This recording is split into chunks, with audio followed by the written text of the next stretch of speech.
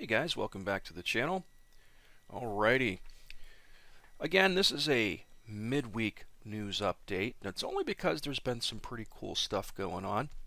Today is Thursday, February 20th, 2020. And one of the things I wanted to mention that I also thought was really cool was Nick Gray is the owner of Eagle Dynamics and the Fighter Collection. Basically, this is the guy who pretty much needs to be thanked more than anything for the existence of Su-27 Flanker and everything that came after up into DCS that we have right now. And one of the things I thought was pretty cool is, the community complains that, Eagle Dynamics isn't transparent enough. They don't keep us up to date. There's been a big bunch of controversy over the latest beta update because it broke many things, but also brought many cool things. And over the past probably 9 months, I'm going to say Eagle Dynamics has been pretty transparent. They do have a presence, and they've been online, and they've really done their best to, say, hey, sorry, we understand that shit is broken. We're doing our best to fix it. Please be patient. And there's still people out there just like shitting all over them. But these guys are out there, and they're doing their best, and they do appreciate all the work everybody does to help them along the way. And I thought it was pretty cool that Nick Gray stopped by my channel and had a pretty kind words for me. He goes, "Dear sir, many thanks for your wonderful video, for your passion and your support. Kind regards, Nick." And basically, I went on to thank him at that point. I'm like, thanks, Nick. Thanks for continuing to invest in flight sims when most everyone else abandoned the genre. Thanks for taking a chance on the MS-DOS Su-27 Flanker 24 years ago in '96, which is where the journey all began. I've been here since the start, which is true, and there's one constant that still rings true. It takes passion to keep the hobby alive. And that's the truth, man. People don't realize this is a niche genre. We don't make the money that first-person shooters make, that the Call of Duties make, and all those games. We should be thankful we have people investing. And then Nick goes on, "Rod White, that's very kind of you. All the very best of health and success. Thank you." I thought that was really cool. Those are the kind of things that, make you feel really good about what you do sometimes, and I thought that was nice. Chief Operating Officer of Eagle Dynamics made a post the other day, actually 4 hours ago, over on Hoggit, and DCS World in terms of production, honest and transparent. Dear community, we read you, we hear you, we listen to you, and we are working for you. Thanks for being with us and for your help to improve DCS World. You feel that modules get more attention because there's something new with every update for modules. DCS World is a different beast. It takes time, a lot of time to research and develop. Sometimes we have no idea if we can do it, but we try. Sometimes we want to deliver and fail. That's life. Sometimes core team needs more love from you to be encouraged in their long-term projects. Couldn't have been said better. I read that Ed promise and doesn't deliver.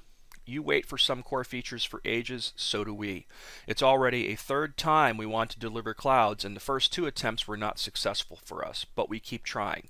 It's easy to say that you could do it because others can't. Well, it works in a different way because we have a lot of legacy code, a lot of spaghetti code, and want to improve it with a new generation of DCS World. How ambitious you are when you start doing some new task.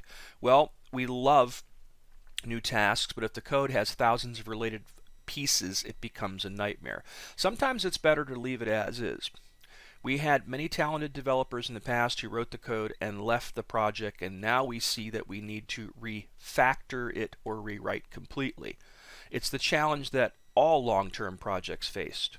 Do you know how many our former developers are working in other well-known by community projects? Well, we still have their code and treat it with respect, even think it could be better.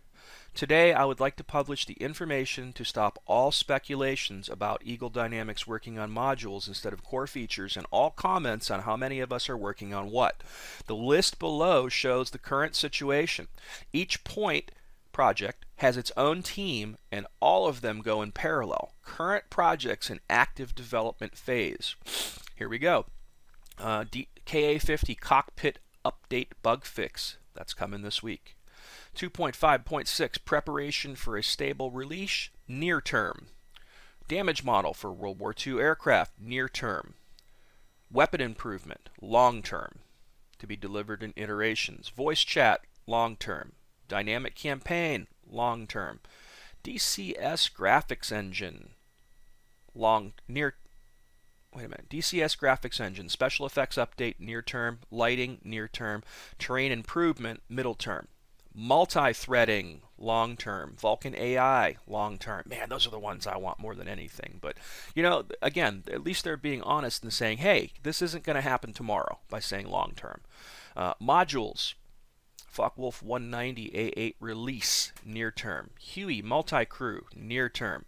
Super Carrier, near term. P-47D Thunderbolt, early access, near term. The Channel, near term. World War II Assets Pack Update, near term. Mariana Islands is midterm. F-16 Viper and F-18C Hornet midterm. Now, they don't say that, well, I'm guessing from what they're saying, this is like, okay, this is how long it's going to be until it's released. Midterm. So somewhere in 2020, I think that what they're saying is these will be done. That's promising. Modern Air Combat. Hope is midterm, but still can be long-term. It's 20 small and large projects in my pipeline. However, it doesn't mean that we have too much in the basket. It means we have different competencies in the team and plan to grow. Projects that are also in passive development phase, waiting for a 3D model, developer's allocation, referencing gathering stage, or one of the current active projects to be finished first. The DCS core. Damage modeling for aircraft, aircraft AI, airfield ATC, DCS graphics engine, clouds, weather, FLIR, and air-to-ground radar. Modules, Mi-24, A-10C Warthog 2, Yak-52, KA-50 Black Shark 3, and the Mosquito. Let's see. Ed has 5 aircraft and 0 terrains in early access. Viper, Hornet, Focke-Wulf 190, A8, Yak-52, and the World War II Assets Pack. We plan to deliver all of the early access products in release this year. However, Hornet and Viper are pretty complex and have many features to add. We analyzed the list from the unofficial road to release and took some points into account. Yes, the F-18 team is working on F-16 as well. It's 50-50. It's the most efficient way because the projects are similar for us and a development point of view. We have to have consistent and close aircraft, so yes, it's one team. I hope this list makes you feel informed and comfortable. We will not be able to deliver everything from those 2 lists this year, but we will try to reach as much as it will be possible. Thank you for your time, passion, and support. Kate Paraderco, Chief Operating Officer, Eagle Dynamics. That is pretty cool. And it goes to show that, they are trying to be transparent. You don't get that from developers too often. I think that's pretty cool, and that's awesome of them, and Nick as well, for being out there on the front lines and trying to keep us informed of what's going on and wading through all the toxicity that's out there about DCS. There's definitely way more good than there is bad. And if there wasn't, we wouldn't be flying this. It's just that simple. Alrighty, here was another post I found over there as well where Nick came up, and I'm not going to wade through the entire thread, but basically Nick goes on to say, thank you for your kind words, heartwarming and highly motivating. We live for the community and accept the rough and the smooths, but hear that we are not all bad and improving is an encouragement indeed. Now this is the point I wanted to make that I thought was cool. Our monthly users have grown by more than 80% in 12 months, and we have our work cut out, but we have passion and drive, and we will get there. To be pulled up is to help us grow. You and people like you make our days feel meaningful. Thank you. That's pretty awesome to know that DCS has grown by 80% in 12 months. That's pretty cool. And it goes to show that, things are going well for flight sims in general, if that's the case. Awesome stuff. Alrighty, let's head on over to the Helisimmer. And our Our guy Sergio over there broke some pretty cool news. I guess they gave it to him, which is nice. And he is the authority on helicopter simulations. I like the guy. He's a stand-up guy, and he's got some good content going on over here. And the news he broke is starting February 21st, there will be big savings, and we finally get the KA-50 Cockpit. If you're looking to get some helicopters for DCS, here's great news. Starting February 21st and until March 9th, you could save up to 65% on the following bundles. DCS Black Shark 2 and Combined Arms for $50. DCS Black Shark 2 and DCS MI8 MTV2 for $54.99. I'm not sure what the $69 one does. That's listed at top, unless they mean you can get both of these bundles for $69. That would be a pretty cool deal, you know. It says the bundles will also be available on Steam, and the KA-50 Cockpit is coming with the open beta update to be released on February 20th. Oh, wait a minute. Today is February 20th. Oh, this is going to be fun. I might actually, learn how to use the KA-50 at this point.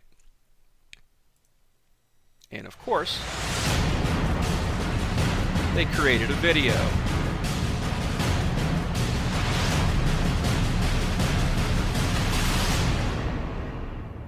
Why wouldn't they?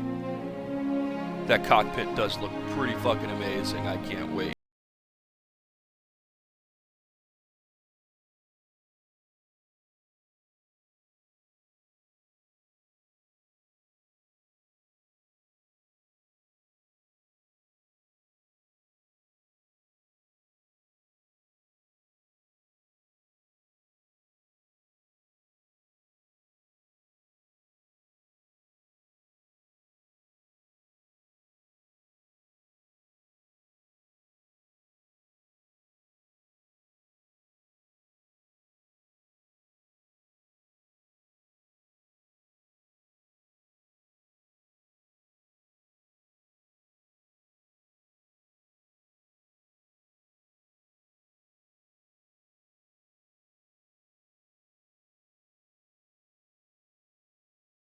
I'll leave it at that, and I'll throw the link to the video there at the bottom of the video in the news bundle here.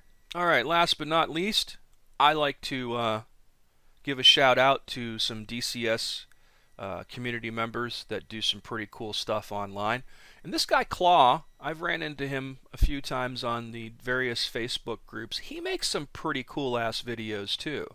This guy's got a lot of cool stuff, and it looks like he does a lot on Facebook in terms of videos. I haven't checked to see if he has a YouTube channel as well, but I'll look into that, and I'll throw some links at the bottom of the news piece here. But this guy does some pretty cool shit. He posts a lot of neat screenshots, and his videos are well done. He does some pretty cool in-combat kind of videos, and it's some fun stuff, and he seems to be a very good pilot. And I thought it would be nice to give Claw a shout out. And if you're looking for some more DCS content, he's probably a good place to start.